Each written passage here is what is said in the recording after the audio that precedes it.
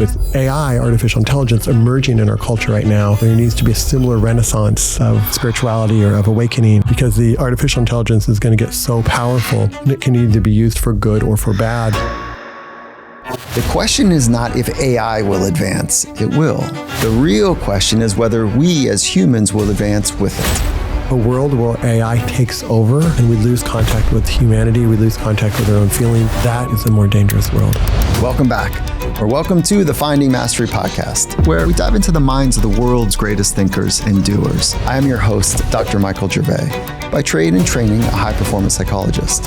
Now, the idea behind these conversations is really simple: to sit with the extraordinaries and learn, to really learn about how they work from the inside out. And in this week, we're joined by someone who is an expert at doing just that. I've known and respected him for a long time. My friend, Soren Gordhamer. Soren is the founder of Wisdom 2.0, a global event series at the intersection of wisdom and technology. I meet with a lot of the tech founders, and some of them are working their ass off to build this company, to sell it, to take it public. I see them when they sell it, and they'd always hoped, this is the moment that I've been waiting for. Finally, this desire in me gets satiated, and they get everything they want, and they're absolutely miserable, because no shift in the external world can satiate what is unresolved in the internal world. His new book, The Essential: Discovering What Really Matters in an Age of Distraction, invites us to stop performing and start being. Some people see the inherent beauty that they are, but they're not willing to see any of the dark. And some people, all they do is they see the dark and they judge themselves. And so can we hold both of those as truths? With that, let's jump right into this week's conversation with wisdom teacher and my friend, Soren.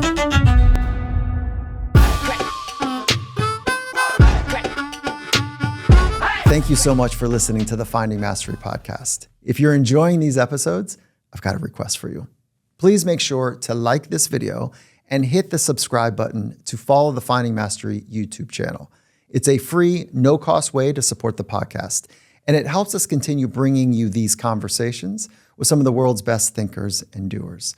Again, just like and hit the subscribe button below. Thanks for being part of this community. Let's keep growing and exploring together. Soren, yeah, I am so happy that we're getting this time to be able to do this. We've been friends for a long time. This is a great celebration. And before we dive into all the different places that we're going to go, because I know how our conversations go, can you give like a flyover about why this book, why now, and really what were you trying to do by introducing your writing to us? Cool. Well, first, it's wonderful to be here again with you, Mike. The book's called The Essential: Discovering What Really Matters in an Age of Distraction. And it is what it says it is. How do we discover and harness that which is most essential in our lives? And I think in this day of social media and pings and all the things that we get that distract us, how do we actually come back to what is true and real, and we live from that place? One of the challenges, I think, for us in this conversation is that we've been friends for a long time. Yeah. And I want to have a conversation that helps me better understand you, but at the same time, have our community really get the wealth of information and wisdom that you come from. So if we started with this hinge idea that when I first met you, you were an observer of teachers. Mm-hmm. And I'm talking like the heavies of wisdom, call it Thich Nhat Hanh, John Kabat-Zinn, and. Okay. And now in this book, I see you as a teacher. Yeah. So from the observer and the student to a teacher. I do want to understand that arc. Mm-hmm. First, I want to start with your book that you just wrote. Mm-hmm. It's really intimate. Mm-hmm. It's really clear. It has a deep tone of honesty. And at the same time, I think your teachers, the teachers, would say, oh my gosh, it's an unbelievable reveal of wisdom. Yeah. So you hit the depth on both parts, the depth of wisdom and the depth of intimacy. So well done. Thank you. I'm so happy for you. Thank you. That means a lot. Yeah. That means a lot. I think when we go out to write a book, we don't know exactly what it wants to be.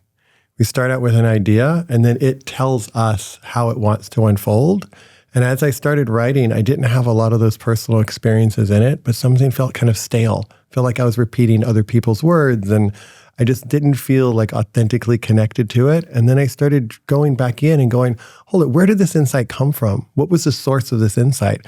Oh, the source of that insight was when I was depressed as a 16-year-old. Oh yeah, what was that experience like? Let me tell that story, because that story says more than me just talking about depression from like an analyst's perspective.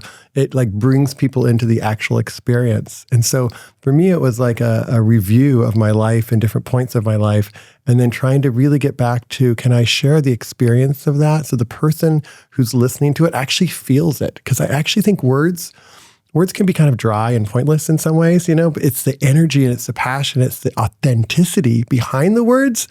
That's what really matters. And so I feel like I had to go really deep into myself and be like, all right, where was this insight from? And how can I share that as like vulnerably and openly as I can for the service of others? Did you struggle with doing that, or did it feel like it was something different? Like it was a responsibility to be honest. Like, I know that when I wrote The First Rule of Mastery, the first time I submitted it for review, the feedback was like, you're not in it. Yeah. And I didn't want a book about me. Yeah. And then when I was writing, I was like, whew, like how much of this do I share? Yeah. And then as I was going, I was like, oh, this actually feels really healing in some respects and honest in others. So was this hard for you, or was this like super eloquently easy? Because both. So, for 17 years, I've been a host. I host a conference, Wisdom 2.0. You've spoken several times. All the big teachers have spoken, big tech leaders. My job as a host is to prop up the person that I'm talking to, right? It's not about me. It's about what is your wisdom that you have to share. And my job is to create as clear an avenue for that person to share what it is he or she has to share. So I try not to bring myself in too much. Well, my opinion about this is, well, I have this lesson too. It's really about that person. So I had 17 years of training about how not to bring myself into a story, because I think that was my skill set, is my skill set as a host. So it's almost like a different muscle. Like I'd been working this muscle. I was like, oh, there's this other muscle over here that needs attention, and was kind of screaming at me because it was really comfortable being a host and highlighting other people's wisdom. It's like, it became so easy that my psyche was like, Soren, that's too easy for you. Like, you're not learning in that same way. Like, what do you have to share? Like, what is it that you really feel like if you were on your deathbed and you had something to pass on, like what would those insights be? So that muscle was getting over the sense that I had something to share and I was worthy to have something to share. And once I felt that, I really could connect to that sense of worthiness, then the flow of it was really smooth. And like, even now when you talk about vulnerable, I'm like, oh shit, what did I actually say? Because to me, it's just, that's what the book wanted to be. And it's like, tell this story. And so I was trying to be honest to what the story wanted to be. And my hope is that suffering unites us, right? Pain unites us. We think success unites us. I think it's suffering and pain that unites us.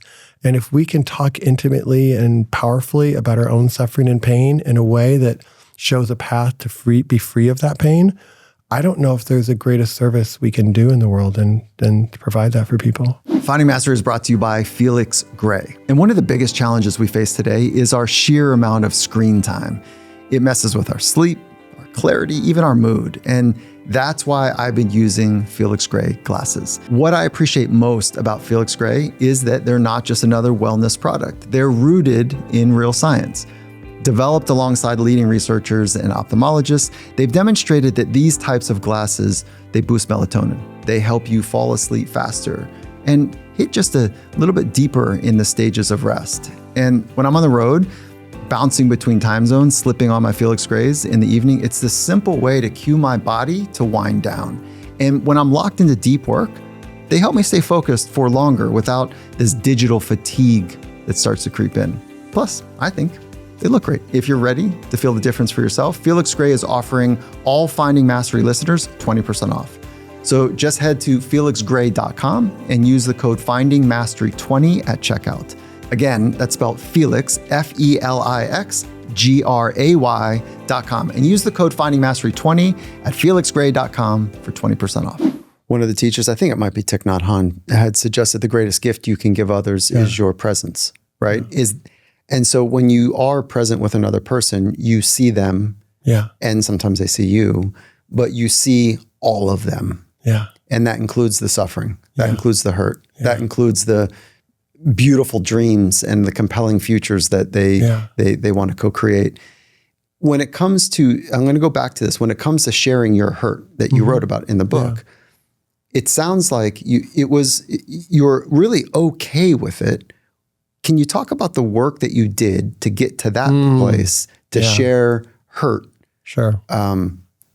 Sure. Eloquently and publicly in this case. Yeah. And the publicly experience is still unfolding because it just came out. So how it will be to see a bunch of people who've read the book, that experience hasn't quite happened to me yet because only a handful of people have read the previews of the book. Okay. Do you think anyone's going to say to you, boy, Soren, man, maybe you should put this one back. Maybe you should claw this one. Buy all the copies because this is not going to... I don't think so. I don't think so either. But like, do you think, even if it was a marginal... I don't think it's my business what people think of the book in the deepest level. My business is to write the book that I want to write. If 99% of the people come up and tell me this is not the right book, I'll consider it, but I know in my heart why I wrote the book, and I know in my heart what the book wanted to be, and I was very, very true to that. And so that is my kind of like ground. Go back to the question I'm asking. Yeah. What was the work to get to, before we get to the hurt, what was the work to get to the clarity, I know my role in writing this book? You know, over the years, I've learned to tap into what is the authentic expression of true me and what are my old patterns and neuroses and traumas that I'm like playing out in life. And in order to really understand that, I think I have to go back and look at what is the pain and the suffering that I've been through. How did that shape my personality? And how is that personality still longing for something to happen to make him feel whole? So for me, and I talk about this in the book, I grew up in this, small town of Lubbock, Texas. We were one of the few non-Christians. Kids would tell us we're going to hell because we weren't going to church. And it was really, really painful. And then my mother left and we lived with my father. And so there was even more shame and more isolation. And as part of that, I thought, I want to get rid of this shame and isolation. How am I going to do it? I'm going to be a fucking success. I'm going to be so worthy and so important and know all these famous people that I will cover up that shame that has been so deep inside me. And no one will ever see that again because there'll be all these stars around me and all this success around me. Nobody will be able to even glimpse that there's this other part that still has this like deep shame and pain. So that became my strategy. And at some point... Was that a conscious strategy or did you... A survival strategy, I think. When did you realize that was the strategy you adopted? I would like to say... Last year. Yeah. I would like to say, it was this weird thing. It was like, what if you imagine your entire life was partly inspired by love and beautiful, but it was also partly inspired by an avoidance of a feeling?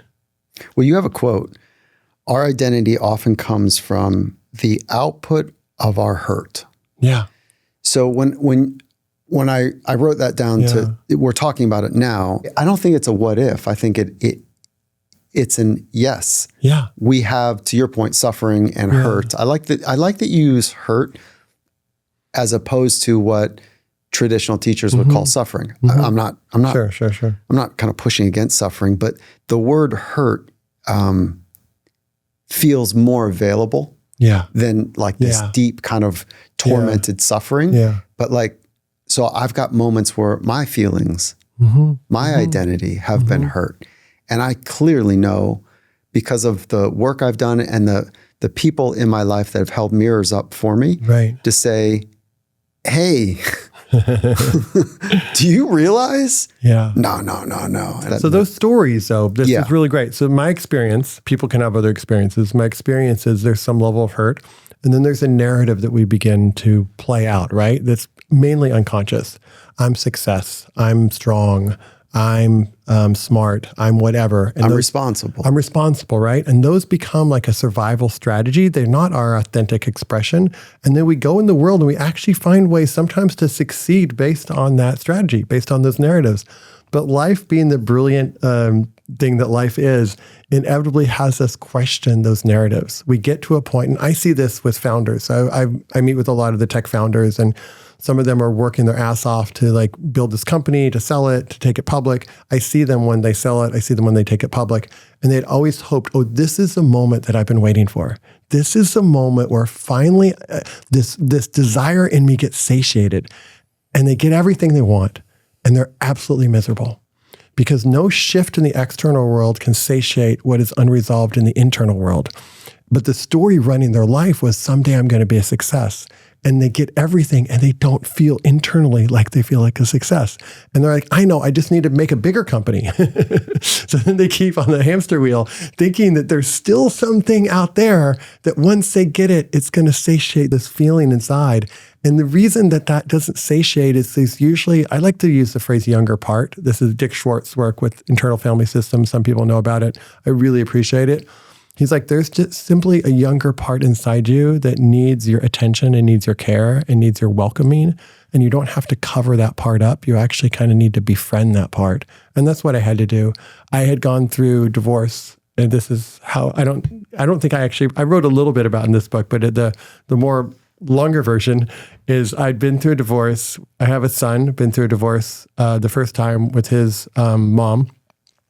And it was pretty tough because she, not to go too much in detail, she fell in love with somebody else. And then I'm like, kind of like trying to survive. My son is young. And it's like, I kind of just moved on past that experience, to be honest with you.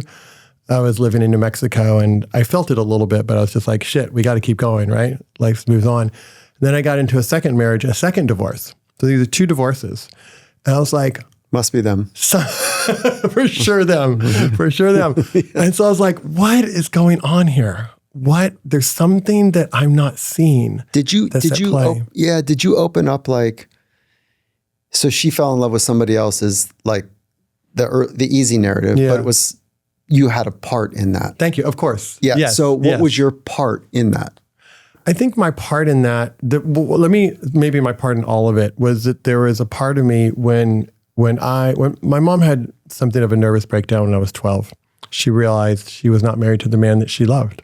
She had 5 kids, and she just couldn't handle being in this role in this relationship. So something in her was just like, you got to get the hell out of here. So she left, and then I was raised by my father. And so that instilled a deep pain in me that I'm basically unworthy. Why would your own mother leave you? There must be something wrong with me.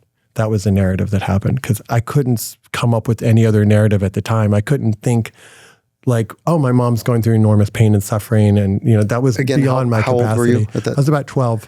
And that's what a 12-year-old is supposed to do. Like the world still revolves around the 12-year-olds. And you need your parents. Yeah. You can't think negatively. At least I couldn't think negatively of them and still orient in the world. I had to come up with a different narrative. Mm-hmm. So I think in a lot of my life, particularly my intimate relationships, that narrative was at play. I have to be a really, really good person and kind of like not be true to, not express myself, not set boundaries, not like be honest. People leave if you're a mess, if you're noisy. Or even just imperfect. Mm-hmm. Yeah, like I have to be perfect or somebody's going to leave me. And that pain and hurt was so strong that my system was trying to avoid it. And by trying to avoid it, I played it out in different ways. Not to say there weren't beautiful aspects that also happened in those engagements. So your first wife, maybe second wife, never really got to know you. And so how can they fall in love with you if they don't really know you? They get a version of you that is trying to protect yourself from people leaving. Yeah. And I think that's probably true in almost every relationship, that there's parts that we're not quite willing to show. Mm-hmm. And there was a pretty big part for me. So I'm not saying like I'm through with all of that, but there was a pretty big part for me that I hadn't really understood. And so my friend, dear friend of mine, we were talking and he said, I have a therapist I want you to work with. And I was like, great. And so he connected me to this therapist. So during the COVID years, I had like a lot of work that I did with this one really helpful therapist who worked with me. Isn't it amazing work? Yeah. Like I know I'm biased, it's my training, but to sit with a person who, if you get it right, that they really care about trying to help you unlock, to see yourself in an honest way, it is great. It's hard. Yeah. Because if they do it right, they hold up a mirror and they don't let you move away from it. Yeah. I write, there's a sentence that I have in the book, which I really appreciate it.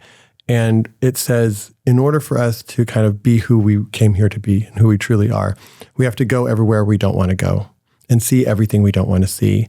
And at the same time, know the inherent beauty that we are. And I think when we lose either of those, we get a little bit off. So some people see the inherent beauty that they are, but they're not willing to see any of the dark. And some people, all they do is they see the dark and they judge themselves and criticize themselves. And I did this and, I was being wrong there, whatever. And so can we hold both of those as truths? We are this inherent beauty of life. We're like, the Big Bang was 13.8 billion years ago, and we're just expressions of these Big Bangs. We're just like these like wonderful, amazing creatures, each one of us. And there's things for us to learn. And the amount of compassion that we need for ourselves as we go through this process is one of the biggest things that I see in the journey, because people then feel the awareness actually turns into judgment.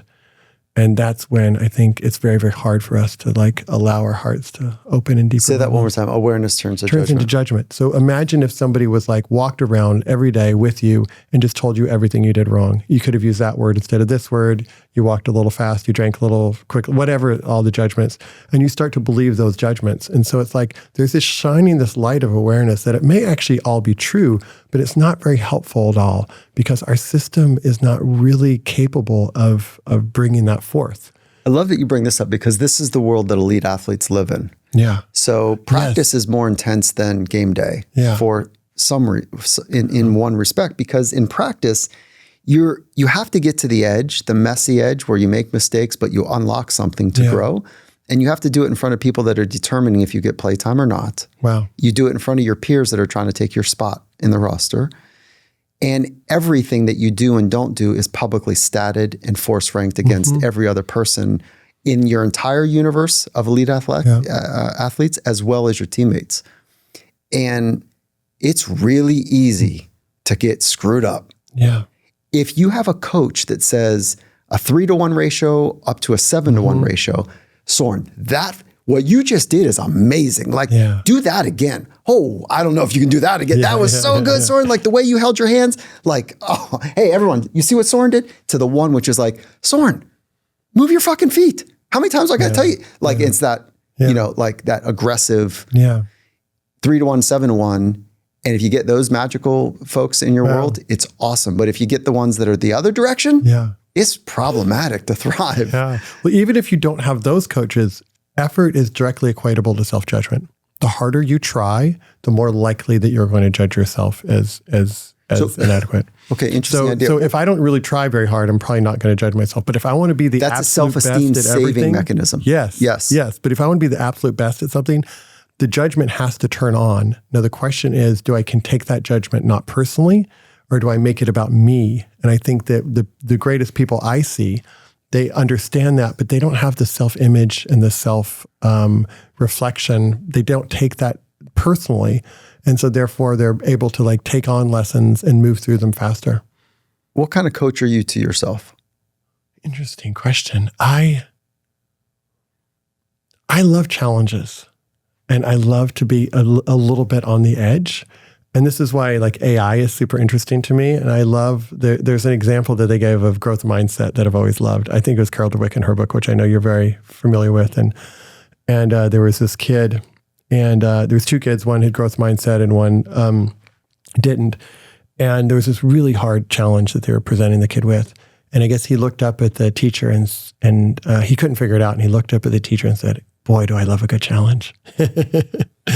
And that's the energy that I try to cultivate. And I look at like what's going on with our country now, and people are like, oh, what's AI going to do? What's climate change going to do? What's this new president going to do? Isn't it amazing to have a good challenge? Well, we got one right now. Isn't it awesome? Yeah. That it's going to bring out either the best or the worst in us. And we have an opportunity for it to bring out the best in us. And let's rise up to that challenge.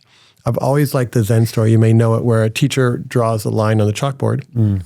And I always like to say she, even though traditionally it's a guy. She asks her students, how do you make this line shorter? And so some students say, you erase some of the top. And she says, no. Erase some of the bottom. She says, no. Erase some of the middle. She says, no. They're like, how do you make that line shorter? And she gets a second piece of chalk and she draws a second line next to the first. So now there's, this line Short and this line. First line's short, second line's long. Yeah. And she says, now that first line is shorter by doing nothing to that first line. Yeah. But you expand your heart and you expand your own ability. Inevitably, that will then change because all of a sudden you're not changing the thing, you're changing your relationship to the thing. So I think this holds both for mastery, high performance, and wisdom, is that reference points really matter. Yeah. In the understanding and revealing wisdom, reference points really matter. In mastery and in environments of high performance, as many reference points as you have gives you context to be able to make a informed guess on how something could go, right? In environments of speed and consequence, like there's not enough time to really process, so reference points become like race car driving or something. Yeah, right. So as many reference points as we can experience, it provides some sort of anchor for insights and understandings later. So I love that story. Yeah. Thank you for bringing that forward. Finding Mastery is brought to you by Mack Weldon. If you've been a community member here at Finding Mastery for a while now, you know our position on confidence. It's built from the inside out. It's not about flash. It's about really knowing who you are and showing up with clarity and conviction and purpose and substance. And that's why I'm so bought in with what Mack Weldon is doing. They make clothes for men who live that same philosophy. Understated, sharp, grounded in quality. Pieces that don't scream for attention, but quietly say, I've got this. Like their Latitude bomber. It's clean, it's simple, it travels well. Whether I'm heading to work with an organization or just grabbing dinner, they're great. And their silver denim jeans, it's this elevated fit, this great fabric, and somehow they feel broken in from day one. They did a nice job there. And what stands out most to me is their mindset. Mack Weldon believes, quote, knowing is more important than showing. That resonates deeply with what we're trying to do here at Finding Mastery, working from the inside out. And if that aligns with how you want to move through the world, I'd encourage you to go check them out. Head to mackweldon.com and use the code Finding Mastery for 20% off your first order of $100 or more. Again, use the code Finding Mastery at mackweldon.com for 20% off your first order of $100 or more. What are the key insights from the book? If you were to be really crisp with them, what would be the key insights for you in the writing of this book? Yeah. The number one piece we touched on a little bit, which is we have narratives that run our lives. We have a voice in the head. We all do. And if we don't understand that voice in the head, it drives us even though we're not access to the driving wheel. And so we think we're going to Dallas and we end up in San Francisco because there's these unconscious patterns that are behind the scenes taking us where we think we don't want to go, but then there's this other unconscious patterns. And that there's a path to actually becoming aware of these unconscious patterns and having more choice. And when we don't look and inquire inside our own capacity to be aware and own mental world and physical world, we can still compete and play, but we don't have near the superpower that we have when we become curious about that dimension. And we keep thinking that the external world, if I just get the right things in the external world, this internal world will be solved. And I've seen the people that have succeeded beyond wildest dreams in the external world, like $100 billion plus, like their value, not their company's value, or the most famous person you can imagine. And you have two. And it's like it doesn't mean their internal world shifts at all. So I feel like the biggest teaching is if we take care of the inner world and do the hard work of really seeing what's there to be seen and embracing and befriending all these parts of ourselves, particularly the parts that we don't really like and we want to get rid of, there's a freedom that releases in that expression. And that life then mirrors that energy. It mirrors that frequency. So life kind of naturally gets better, not because we're trying to make it better, but we're trying to kind of make ourselves better. And to me, that's kind of the biggest insight. If we begin to live from that place, doors open and things shift and life unfolds in a different way than we're resistance, we're holding, we're kind of in more of this like narrative of like, this is me and this is what I need to have happen.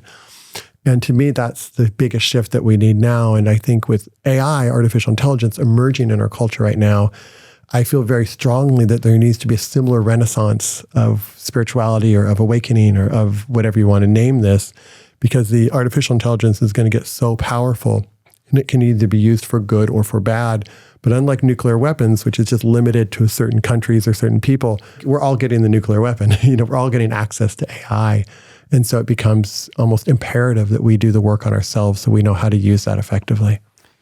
Insight one, we have this inner world. Mm-hmm. We've built narratives. Much of those narratives are squarely resting on hurt. Mm-hmm. And so we need to examine to really understand that. Yeah. Insight number two is that once we become more aware of those non-conscious patterns, right, then we become internally powerful. Mm-hmm.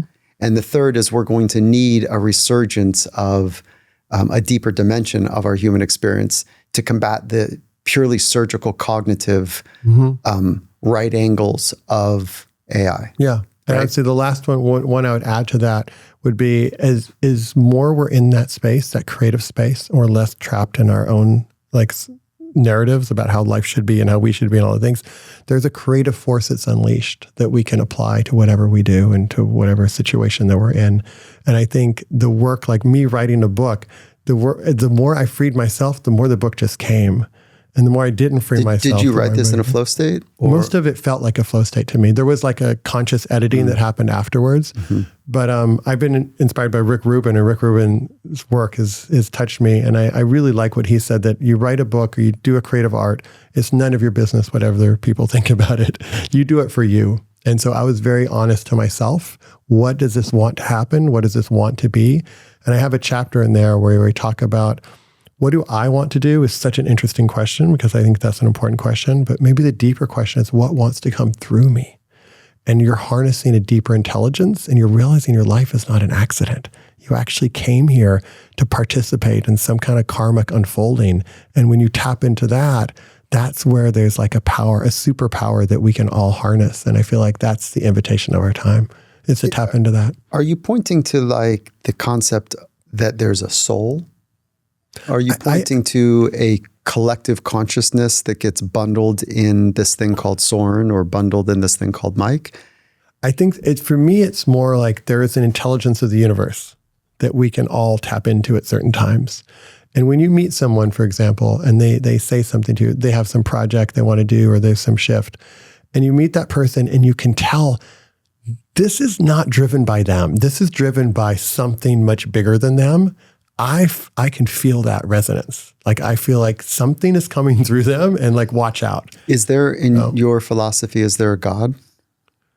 I just think it is like universal intelligence. And it's not a human or person or like one entity that has a beard and sits in the clouds and stuff. But my experience and my sense is there is this kind of innate intelligence that we all are. So it's not like we aren't that. We are that expression, and we all have access to that. Did that innate intelligence cause the Big Bang or an accident from it? That's a great question, and I don't know. But I know that it is that expression. If you had to know right now, which one? I would say it caused it, if I had to guess. It. So you go like an unmoved mover? Yeah. Clockmakers or watchmaker. Okay. And okay, boom, it happens. Here we are.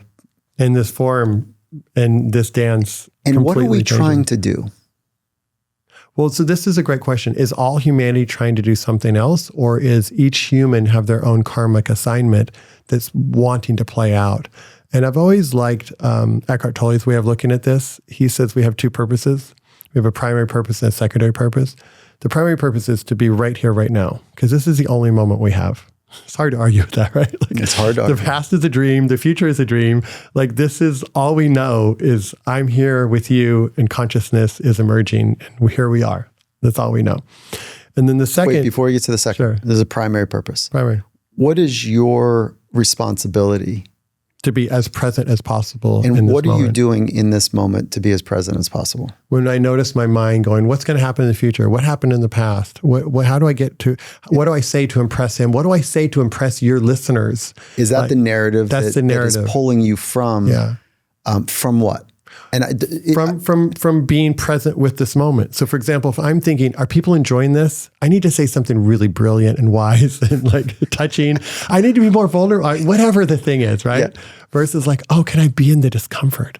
So is this moment uncomfortable? No, but I mean, being in the not knowing. So for example, if I see this a lot. So if I'm uncomfortable with silence, I have to constantly create words because I can't be in the silence. So it's part of your responsibility to be a good custodian of your primary purpose is to be here. And to notice what takes me out of here. And there's themes. Yeah. There's tripwires and themes and streams and there's patterns based on the narrative that's oftentimes built from hurt. Yeah. Okay. And one of the ways that we do that is we come in with our record player playing. So let's say you interview me, and I just tell the same stories I've told 50 times. And you see these with people who give a talk. Yeah. It's the same talk. Yeah. And it's just on record.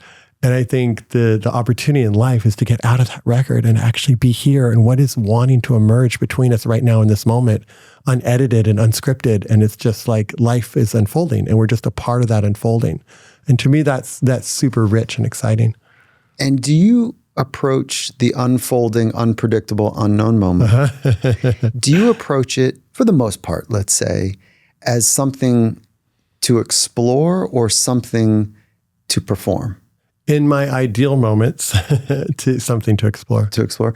And is because it's unknown and unpredictable and unfolding, is it scary or is it safe? The energy is unknown and the energy is unknown, right? Because it's emergent, but the form that it takes usually has an expression. So that's the second purpose, which is just like, what's my, the one purpose never changes. It's to be in the timeless dimension right here, right now, to the best of our possibility. And then to listen to what is the form that wants to take shape in me. Is it a project? Is it a podcast? Is it a book? Is it a new job? Is it a nonprofit? Is it some change of career? Like there's usually something that's emergent that wants to take shape. Now, if you ever get too focused on the thing and you forget about this moment, you lose the flow because now the thing becomes the thing and you lose track with the expression of what is emergent in the moment. I hope that makes sense. Yeah. So concretely, you had a book that it's a thing that wanted to emerge, a secondary purpose, if you will, that the primary purpose was to be true to the words that were and the ideas that were coming 100%. forward, even if they were dangerous. Yeah. Okay. And to be in each one of those moments to the best of my ability and to notice, when I get this book done, I'm going to become. So there's no feeling of a hole inside me. Like the Buddha said, I offer the teaching that's glorious in the beginning, glorious in the middle, and glorious in the end.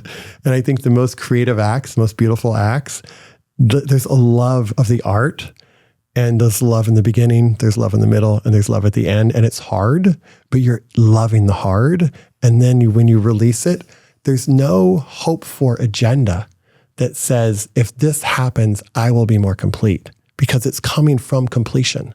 It's not coming from lack. It's coming from fullness. And I think that's one of the beautiful dances of life is, are we coming from lack or are we coming from fullness? And if we're coming from lack, what is that lack that we're still feeling? And in my experience, the most successful people can come from incredible lack. They're still trying to get something to happen so that they feel whole. And the journey is, as you know, Mike, is like, can we tap into that internally so that our expressions come from a different place? Hard to do. Easier to do when you can really study yourself and know yourself. I think psychology is the study of self and the study of others, but it's really the study of self. Yeah. How does thought one work with thought two? Yeah. How does thought 1 and 2 work with emotion A and feeling B? And like that broth, when you really study it, you can become playful with it. Yeah. And that I wish there was a pill to take. I wish there was a fast track. There might be someday. The only thing I would add to that, because is, what if the universe, so all that is true, And then what if you have a relationship with this universal intelligence? You have a relationship. There's something it's trying to do through you. I don't get that. You don't get that? Okay. Yeah, and I know that I think I'm unpopular by saying that, okay? Especially in our world. So you're, in LA, it depends on which world you're in. In Texas, you're not. No. Maybe no, Austin. well, the Gospel Belt would say, what do you mean that we call that God? Yeah. And I grew up in West Texas, by the way. So I grew up in the Bible Belt. Now. And so I know that world too, and I appreciate that world. And people have different languaging for that world. And maybe this is just my own coping mechanism. And it's not so much a belief, but it's more of an orientation. And I'm not like people have to have this orientation. But my particular orientation is I tend to get more energized when I look at what wants to come through me, being I'm in relationship with this whole world of things. And if I am clear about that relationship, I can see what's needed and I can kind of address what's needed. And that's what I try to do. That I understand. The part about being in a relationship with, and now I get to fill in the blank, with experience, with what is, with Mother Nature, which by the way, you and I are quote unquote Mother Nature. It's not the beautiful pond, it's us. Yeah. So I totally get the synergy that comes from being in harmony, even when it's like, it seems prickly, but like to find that's where the word fluid and flow state comes from. To find that slipstream, I totally understand that. Yeah. Okay, here's a fear I have. As I'm even questioning these things about a spiritual domain, that if the end of the world happens right now, this is my training early in the Christian faith. Like if you don't kind of say that there's a Jesus and a God, and you're not invited to the club after. Yeah. You better. The fear-based approach is like, I want to revolt against it. This is my kind of counterculture. Like, don't tell me. This is what I grew up with, and I counter too. Yeah. And then, but I'm afraid to question it because if I stay too long in the open question and the end of the world happens for me, then I'm not invited to the party, the pearly gate party. Yeah. So that scares me a little bit to even question it. But I'm staying true to the actual questioning. I mean, you can always say it just say it for us. Jesus died for your sins or whatever. Put an asterisk next to it. Yeah, right. Yeah. Or we can look at it like, so what's this party that what is this party that we think is going to happen? So I love this idea, heaven on earth, hell on earth. I love that idea that you can be tortured here or find the most beautiful expression of the harmony of things. Okay, I'm totally down with that. And I love this idea. So my wife and, Lisa, we've been together. And I love Christianity. I love aspects of Christianity. I think it's some of the most deepest teachings there are. I love it too. I think the Trinity is like my jam. Yeah. And I have a hard time understanding the language and the universality of what God is. Yeah. Okay. Pause the blasphemy for just a moment. I'm going to go back to this idea that will you recognize me in the next form? Call it the pearly gates of heaven or whatever, or reincarnation. Yeah. Will you recognize me? Well, who recognizes you? Exactly. Okay. So like, for example, Lisa and I. Got it. Of course I recognize Lisa in a crowded mall in somewhere. If okay. But would I recognize the formless human, the formless essence in a different form? Whether that is the afterlife or that is the next go around we get. I love that idea. That forces me I know you, Soren, in the next form, if there is one. And for me to do that, I've got to get past the way you look. Yeah. I got to get past the words that you use. And I've got to understand the essence of who you're working on being. And you're saying, look, I'm just trying to get this fluid nature with like whatever source is behind me. I got to be open the aperture and let it flow through. Yeah. Okay. So anyways. What I love about the Christian faith is the dedication to spirit and the dedication to the animation of the quote unquote Holy Spirit. The animation of spirit. That there's something bigger. Well, in my view, there's something bigger than us and also us that wants expression. And that part of that is to be service to the whole, right? and to not just look out for ourselves, but to serve the poor and to be tending to this humanity. To be part of something that we can't reject bigger. any of these parts of humanity that are also us. And I think that, call it whatever you want to call it, but I think there is a movement of energy of life that I like to try to follow. And like right now, I'm a lot focused on AI. Whenever I focus on the AI world, my inner world says, yes, you need to be doing that. Now, is that just me? Or is that something that's like guiding me, that's telling me, yes, go this way? Or is that just my own? I don't know. Well, if you do the P&L, it probably makes some sense to focus on wisdom and AI, which is your intersection. But it's more of an energy thing. Like, so if, in my rational mind, this is great, I think, to topic about, there's all these things like, oh, this makes logical sense, but it might not make intuitive or energetic sense at all. So what I've learned is you have to go with the energy, because if that's all you have, otherwise you're just somebody like logically doing whatever you think you're supposed to do, but there's no life force in that. You are clear in your writings, and you've hinted at it in this conversation, that there's outer power, which is all of the outwardly celebrations, big car, big watch, big money, big bank account. Nothing wrong with all of it, but You're good. And then there's inner power. Yeah. How do you articulate inner power? I tell the story in there of being with Thich Nhat Hanh at this Mark Benioff's house as CEO of Salesforce. Wait, hold on. The humble brag here is so good. You know, like Thich Nhat Hanh and Benioff. Benioff's house. Right, yeah, in his house. Yeah, so by the way, it's just this is more for the listener, is that Thich Nhat Hanh is a mentor of mine. I've never met him. I've never met him. I've never met him. Oh, he's amazing. Yeah. So he passed away, as people we all know, but yeah. Yeah. So the fact that you got to spend time with him. He's a walking Buddha Christ on earth. It was so wonderful to have time with him in this life. I've done a few things with him, and I know. I'll send you a picture of us. I'm doing walking meditation with him. Stop. And there's 20 of us. We're in Santa Barbara. I'm supposed to be happy right now for you. No, but I'm good. 2 feet above everybody else. Oh, yeah. There's just one white guy sticking his head out, and there's a tie and all of the Vietnamese walking. It's a funny picture. But he really impacted me too. And, I can't get enough of him. He knows suffering. He talks about pain. He talks about hurt. He talks about suffering. And he talks about love, and he talks about compassion, and he's seen everything happen in Vietnam, and he lost so many people and the culture, and he found a way to keep his heart open and to talk about the values that we all care about. And there's this phrase, I actually got this from Stephen Levine, but he said, there's no way to know the truth. You can only be the truth. So there are a lot of people who know the truth, and they can repeat and tell you all these things, but to be the truth, to live the truth, Thich Nhat Hanh walks in a room and you feel it because he lives it, not because he knows it. And that's all of us, all have that same capacity, right? To really be the truth. And what is it to be in that space? And so that's rad. I wish I would have had a chance to meet Thich Nhat Hanh, but I know I didn't try hard enough. But he's still here in his own way. His students will call him Thai. Teacher, which the thing, and Thai would say sometimes, he would say, well, when he did his retreats, the kids would come up first. So there'd be 1,000 or hundreds of people in the room, and all the kids would come up to the front, and he'd tell them a story. And we would all just sit there for 30 minutes while he told the children a story.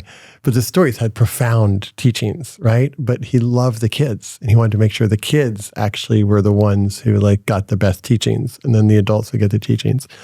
But he used to say, when you woke up this morning, can you enjoy your non-toothache? Did you enjoy your non-toothache? What do you mean? You don't have a toothache. Did you enjoy your non-toothache? Or do you wake up thinking of all the things that you have that are your problems? Are you following your problems, or can you enjoy your non-toothache? And just that teaching alone, when I wake up in the morning, can I enjoy my non-toothache?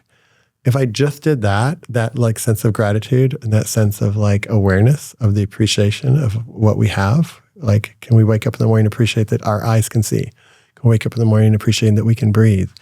And he was tapped into that in such a profound way.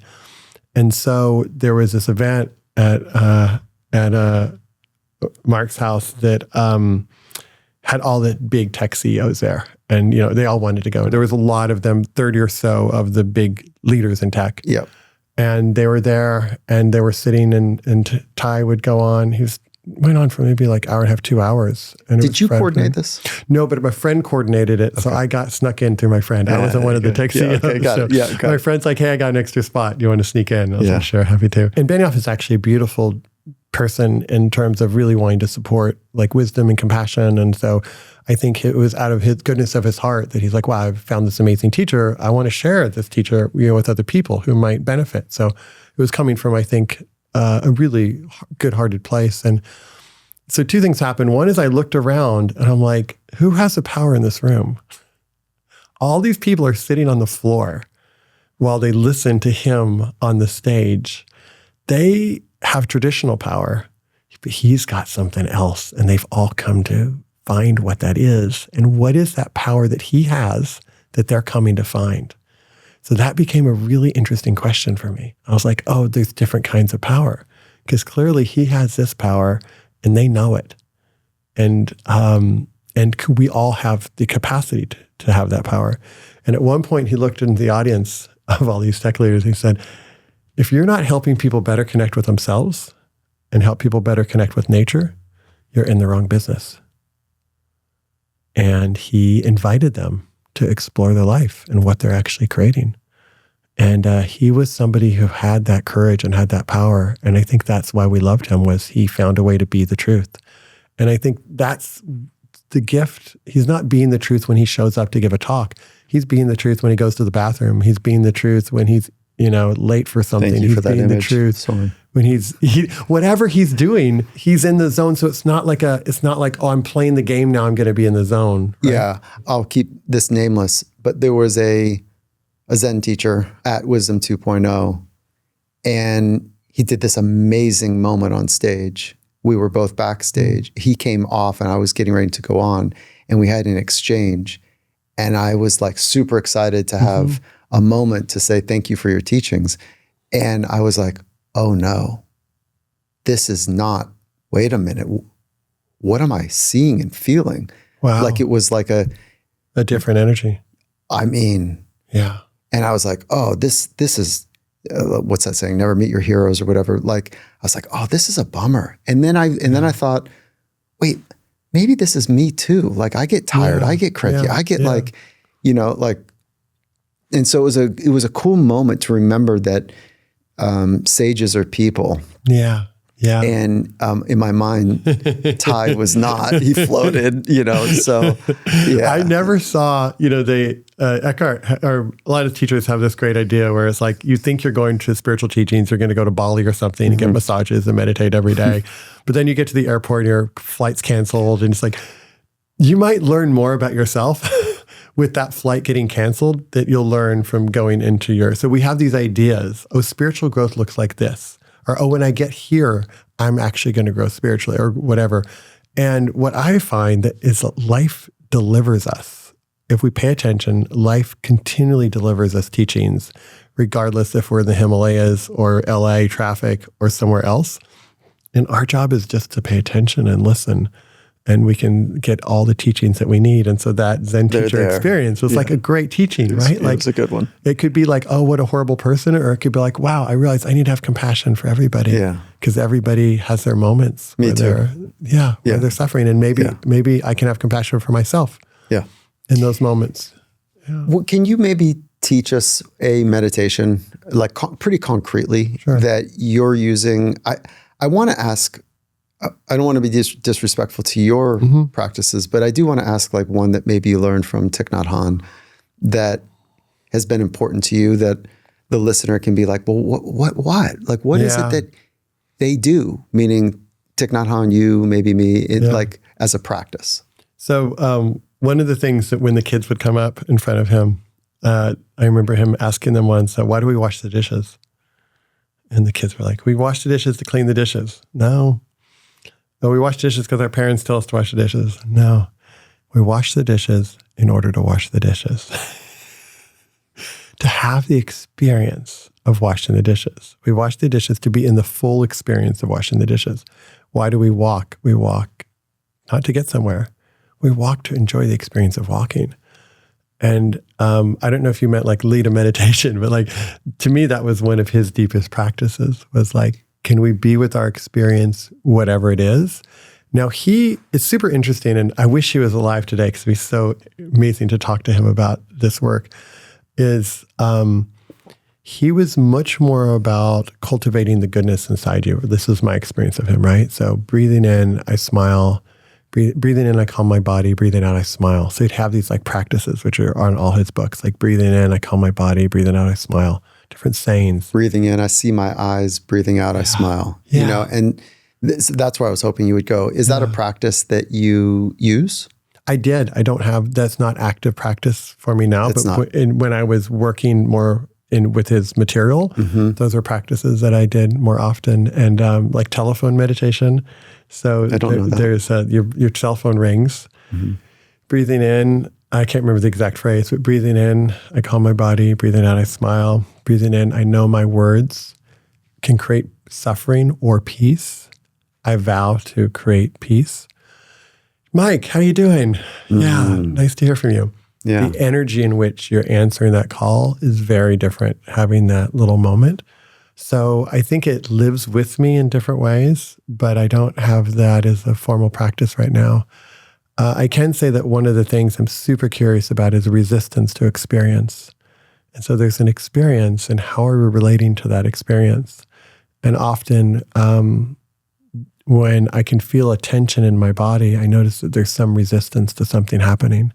And I've noticed this when I interview people, like sometimes there's just a moment of silence and I get nervous, I get uncomfortable because I think I'm supposed to be creating content, right? Like that's the job, is to create content.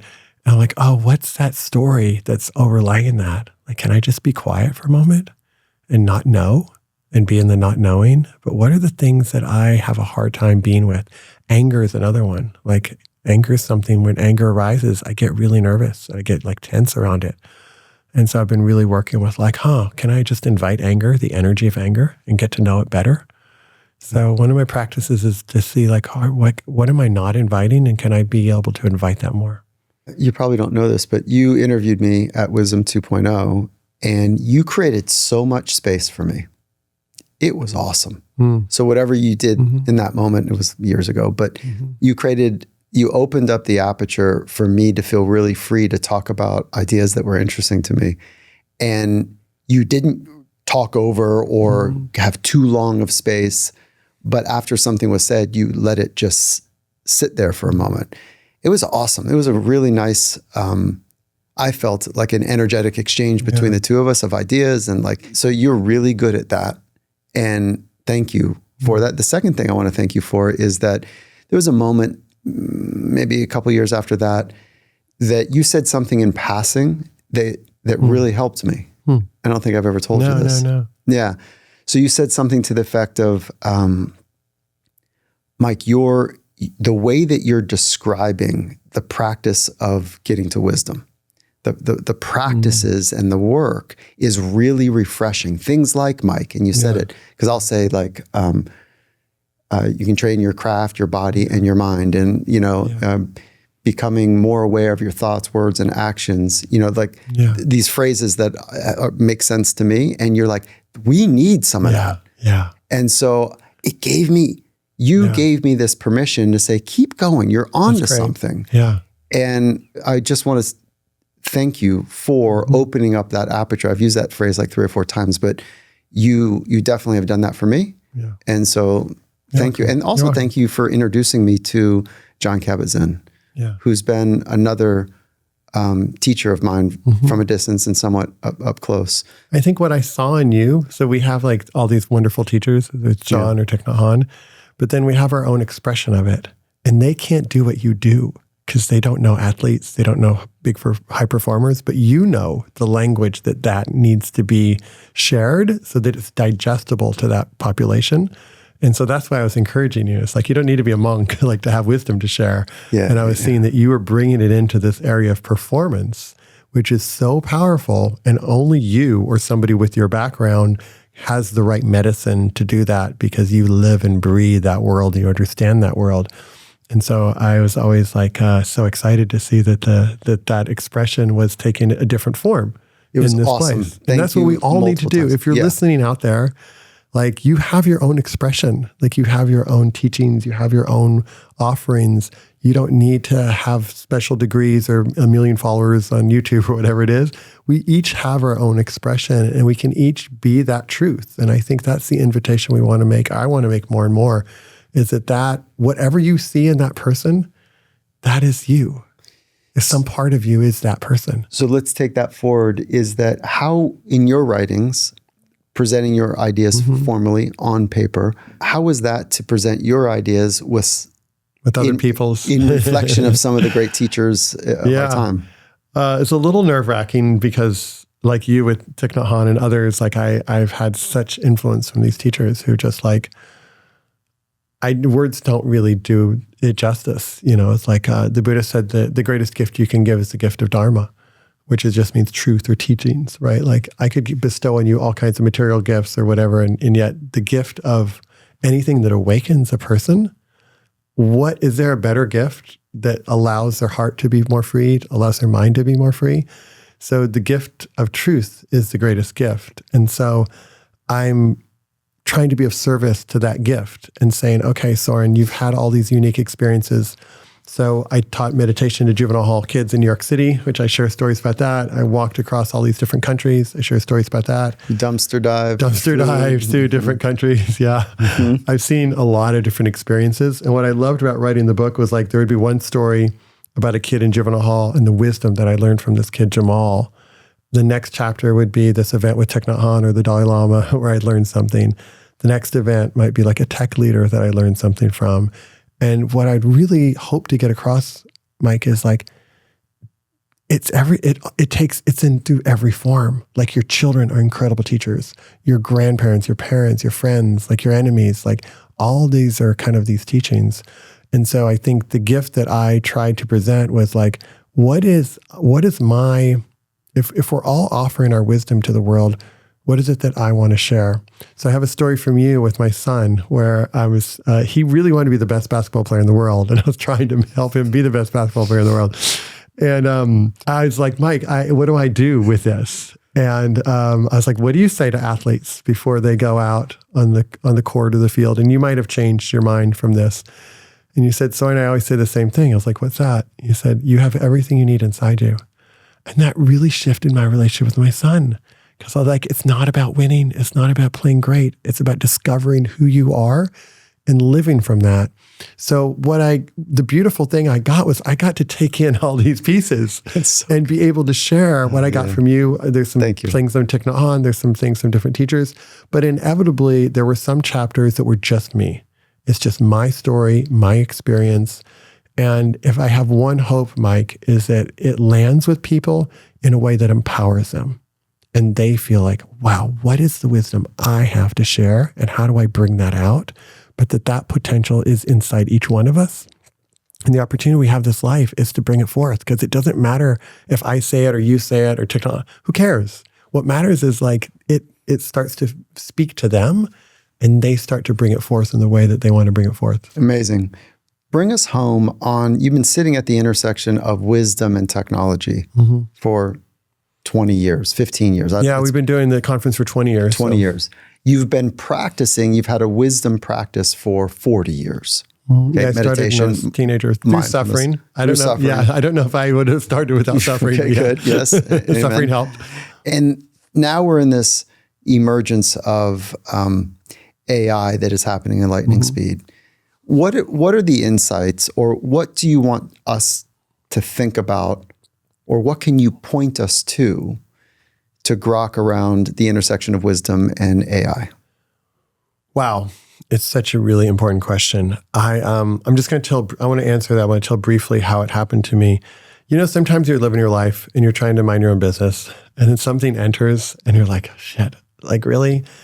You just know you're called to tend to it. And so I was living my life, doing my conference.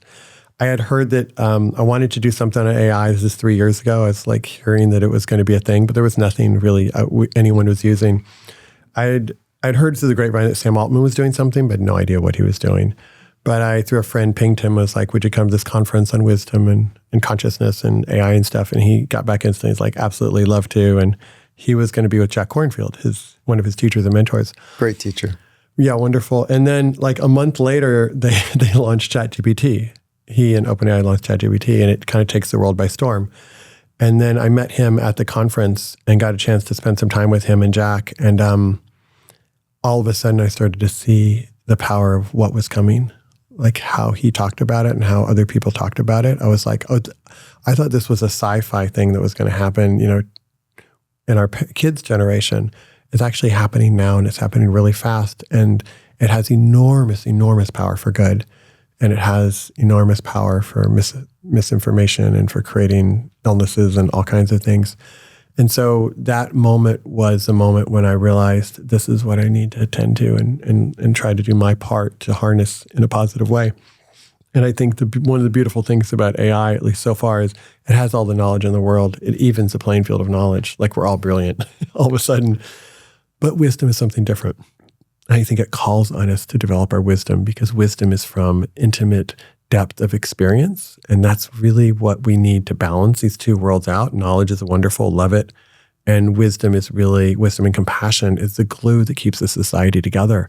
And so the invitation of artificial intelligence, I believe, is to harness our own innate inner intelligence and to bring that forth in the world. And the two together can go really, really well together. A world where AI takes over and we lose contact with humanity, we lose contact with our own feelings, we lose contact with our own humanity, that I feel like is a more dangerous world. And one of the insights in the book is that you're pretty certain that AI is going to advance. Yeah. It's going to get better. And then you pose the question, are we? Are we going to advance? Yeah. And so what you're pointing to is, are we going to be able to counterbalance the speed of accessing knowledge at our fingertips with wisdom? So point us to a couple practices to help folks that say, I feel a little overstressed, under-recovered. I feel a little overwhelmed by the pace and speed of things. I want to be grounded and have an invitation to the unfolding moment in a way that feels welcoming. And I love the challenge as opposed to overwhelmed and kind of shutting it down and retracting from it. So give us a couple pointers that you I'm going to do that, and I'm going to give a quick wisdom. little context if I can. So part of what's happening now is, it used to be that coders working 9 to 5 days a week were developing the AI. And so it moved at a certain pace. Now, increasingly, it's AI that works 24/7, 7 days a week, doing the AI. And so the speed at which it's happening is just going to increase significantly over the next year or two, because of the advancements in the artificial intelligence themselves being able to guide the next artificial intelligence. And that's just kind of the inevitable path that happens. And so this is being used in a lot of fronts. One of the ways it's being particularly used is in social media. So there is like a supercomputer that they have of each one of us, of everything we've ever liked and everything we've ever commented on. And so it's able to present to us the perfect image, the perfect video, the perfect thing that does what they want it to do, which is to keep us on the platform. So it These optimizes. waves that show up on my Instagram are the bottom turns that and the top turns that some of these guys are doing is and it's beautiful in one aspect. It optimizes for engagement, right? All it says is keep Mike on the platform as long as you can. Give him whatever it is. They don't tell it what to put, but they just say optimize for this. So as that AI gets smarter and smarter and knows you better and better, it can do certain things. But this is partly why going out and exercising, going and spending time with friends, going out in nature in some ways is very, very hard, because the algorithm knows us so well, and depending on what the platform's intentions are, which is usually to keep us on, it's getting better. On their screen. Yeah, it's getting better at doing because that. They can sell. That's how they monetize everything. Through ads and or otherwise. Yeah, so if we stop putting our attention on that, it goes kaput. There's no real anything there. We have to, our attention is the gasoline that keeps the fuel going. And I'm not saying that's a bad thing. I'm just trying to say that if you notice yourself increasingly mesmerized by what you're seeing, there's probably a reason. And the reason is that the AI is getting better at delivering what it wants to deliver. So then coming back to what we can do, friendships, huge. Human contact, huge. And I just encourage people to experiment in a day. Spend a day looking at the computer, don't actually connect with humans, and then spend the next day and try to find some human contact that day. Invite a friend for lunch, invite a friend for a walk, call someone and talk to them just out of the blue. Hey, how are you doing? What's going on with your life?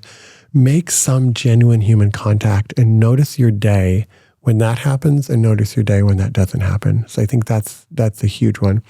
The second one is nature has a way of fueling us that I don't know many other things do.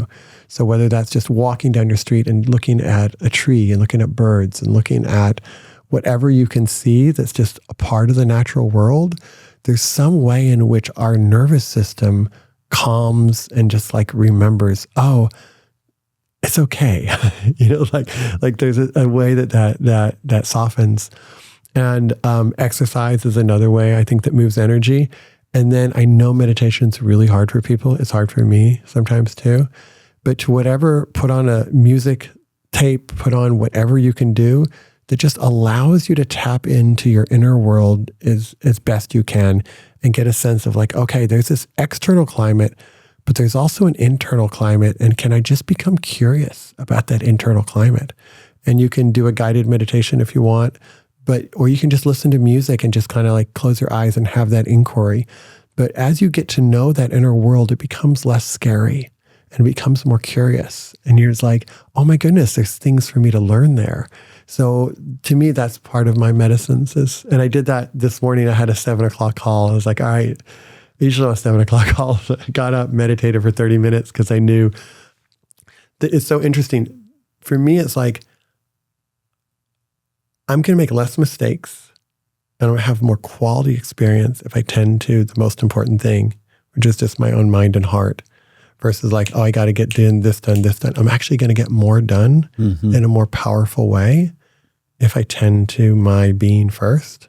So even though it's hard sometimes, so like I got so much shit to do, the most creative people I know, they're like, no, they tend to their inner world in different ways, but they tend to that. Super practical, very clear. I'm going to go back to Jon Kabat-Zinn real quick, who you introduced me to, who you've included me in a very special 3-day retreats that you and he and his son Will have put on, which has been, they're game changers for me and my wife Lisa.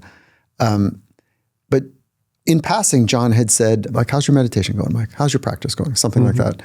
And I said, and he goes, yeah, I understand. He goes, you know what I'm doing right now? I'm just doing meditation in bed before I get out of bed. Yeah. He goes, I'm already really relaxed. He goes, this is from the guy who would say, every day, get your ass on the cushion. That's right. Yeah. For years, decades. Right. Yeah. So has he shared the same? Yeah. Like, he's like, he don't know how much he shares, but yeah, he does meditations lying down after 50 years. He's 80 now. So yeah. To me, this is great. Good. I'm already kind of in a glow. I haven't checked my phone. I haven't tuned into like even the energy of my home. Yeah. And I'm already in a pretty relaxed, call it a theta brainwave state. Like I'm in a pretty chill zone. And I just go to gratitude as my main practice during that deeply relaxed state. And a person listening might be, don't you fall back asleep? No, like I'm actively going through. Like I'm grateful for my eyes. I'm grateful for my non-toothache. I'm grateful. Like it's just it. And that has been my game for probably the last 2 years. Wow. And I'm not sitting on a pillow for 20 minutes. But you found your own expression. There's a place for that. Yeah. And when you and I would do the 3 days or whatever days meditations that we're doing together, it's so funny to me because I think I've said it to the group each time, like, man, am I the only one with hips that are this tight that can't sit for more than like 45 minutes? Are you kidding me? And so there's all of that kind of noisy critique stuff, which is so great to get through. There's a place for it. Yeah. And there's also, I found a real place for just lying down, being connected before I tune into the external world, just tune to the internal. So that's been a game changer. He gave me permission to do it. I don't know why I needed permission, but he gave me permission to do it in bed before I get going. I was like, thank you. That's great. I don't have to get up and get on a pillow. That's a great lesson in learning to find your own jam with things. Yeah. And I think that's the beauty. It's not the form, it's the formless. Are you tapping into the formless? That's right. Because the form is like, it doesn't quite matter what the form is. And we can have holy wars over the forms. You should pray, you should meditate, you should do this. What I will say though is when there is a form, let's call it my posture for a minute, and I have tight hips. And when I'm in that form, and my hips start to get fatigued and tired and achy or shaky, it does give me a different thing to bounce off of. Yeah. I find that it's like one of the things I love about these days is like people are doing cold plunges, or people are realizing like do the hard thing, which I think is so amazing, because when you meditate or you do the cold plunge, you can kind of realize sometimes that the external can be really painful and the internal can stay calm, even though the external is like really intense. And sometimes the internal can be really painful. And sometimes the internal, but there's a potential. And again, it's a balance, because sometimes, like I had one time I was sitting in this monastery away in Thailand when I was younger, and the like cement floors and these hard cushions, and I have this pain. I'm like, just sit with it. And we're like, it's like the Navy Green Beret kind of like meditation places where you just do not move. And I'm like, all right, sit with it. Because you get whacked. You don't get whacked. It's just, we were all like, had this like bravado of like younger men kind of like who can sit the longest kind of thing. Fucking pain came through my leg, and I was injured for like a month. Like I had nerve pain because I didn't move. And I'm like, wow, I really wished I had moved, because my body like had me feel it and it stuck with me for a while. So I'm definitely of the nature that like there's a benefit to doing all the hard things. And then there's also a benefit to realizing like, what is the right form for me? And I love it. Just, last two questions. Yeah. If you could sit with a true master of craft, master of self, whatever, like a true master, and you've sat with many, who would that person be? Where would you sit with them? And if you only had one question, what is it? Here we go. Reductionist 101. There's so many different ways to answer that. I can tell you what my curiosity now is. My curiosity now is, can I relate to every person I meet as that master wherever we meet them? And that could be a waiter, waitress at a restaurant. That could be sitting with you. That could be an Uber driver. I had this great experience. I was going to New York City for my son's graduation recently. And we almost hugged afterwards. But I had this like conversation with this Uber driver. Came from Syria and talked about his early childhood and kind of the hurt that he'd experienced, and the love for his son, who is 10, and how much he cares for his son. And I was talking about my son. And he was such a profound teacher for me. And like, I went to my son. He's like, wow, how lucky you are to see your son. Isn't that amazing? You've come here. And when I saw my son, I was just in this glow because of this cab driver. And so he, that's where I'm at now, is that I want that to be the question everybody has. And the question I like to ask people is, where are you most alive? What's alive for you right now? And I find that almost everybody has something that's just alive. Now you can say, is that universal consciousness coming through them? Or is that just their own personality? I don't know. But that's amazing. Where is it for you? Where are you most alive? It's a really good question. So I'm going to ask myself in this moment. So in this moment, what I'm most alive for now is I really appreciated our friendship over the years, and I have a little bit regret that I didn't foster it more. Oh. But also a little bit of an excitement of like, wow, I've gotten to know Mike, and what a pleasure it is to have other humans that we have resonance with. And it's not like we have the exact same form or path, but the heart of it is there. And I just really appreciate you.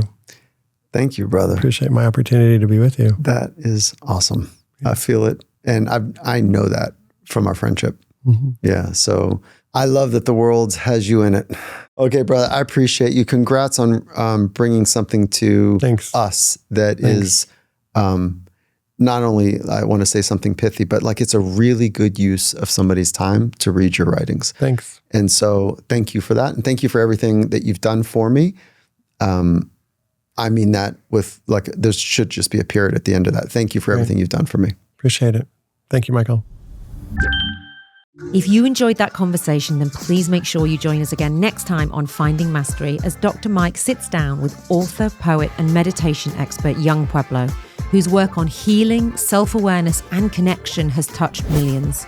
In this conversation, he and Dr. Gervais explore what it really means to love better, starting with the relationship you have with yourself.